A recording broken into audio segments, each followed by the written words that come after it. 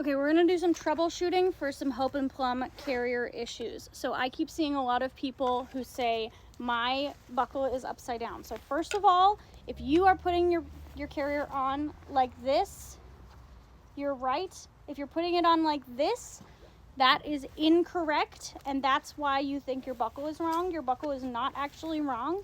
This is called a waterfall, and if your carrier is being set up waterfall, that's the wrong way for this specific carrier. This specific carrier is an apron carrier. This carrier, Happy Baby, is another apron carrier. Sakura Bloom is another apron carrier, the Scout. So if you're setting it up the wrong way, that's going to make your buckles seem like they're wrong. So that's the first thing, is make sure you're putting it on correctly. Okay, that's step one. Step one, putting on correctly.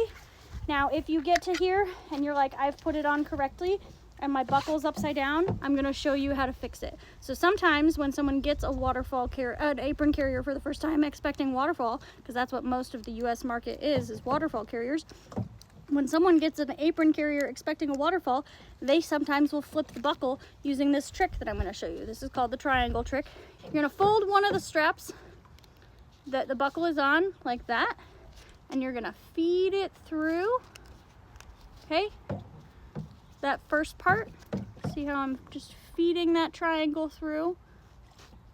And now I'm gonna keep my triangle and I'm gonna feed through that second part all the way through until that triangle has disappeared, okay?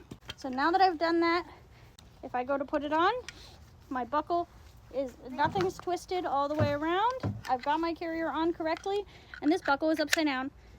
But it's not, like you can see, that is not correct. I'm surprised that actually went in. Because what is correct is that way, but that's upside down. That's now this part's twisted. So I'm gonna show you again. You fold one of these parts into a triangle and make a little loop there and feed that triangle through, okay? And you can do this on any strap, backpack strap, car seat strap, the waistband on a Hope&Plum Lark, waistband on any kind of carrier, really. And that's how you fix that, so that's no longer twisted. The other thing that sometimes I see, and I've already flipped it here, is people saying, my security loop can't be used. It's on the inside. Something's wrong.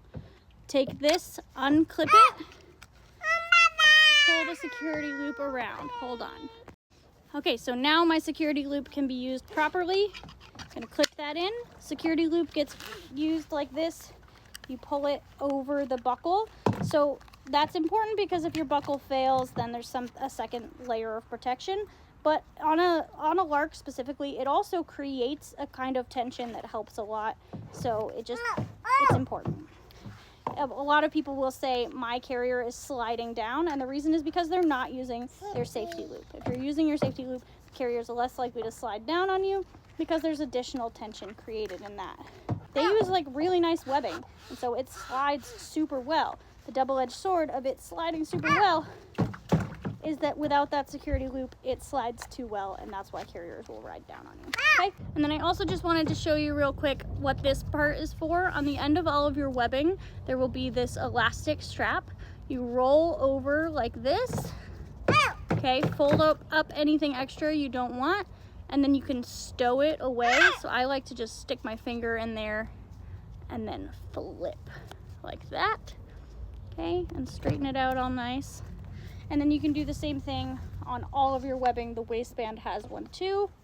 And then the last thing I'm just gonna show you is your chest clip. So when you get your Hope&Plum Lark, you usually cannot back carry yet because you start at 6 months when sitting unassisted. So a lot of people can't start until 7 months. If you don't need this, you can tuck it away and you're probably gonna lose it, or you can clip it onto one of the straps and just wrap it around.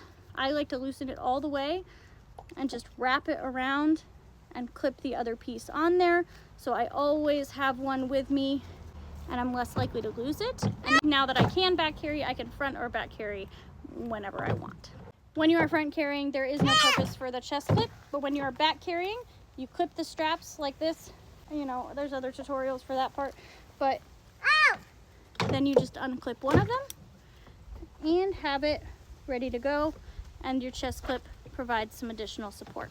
If you need your first Hope and Plum carrier, be sure to check out the link in my bio. It is 15% off for the rest of the month of July, and it does stack with sales, so some items are 35% off. And I hope that this has been helpful, and have a wonderful day. Bye.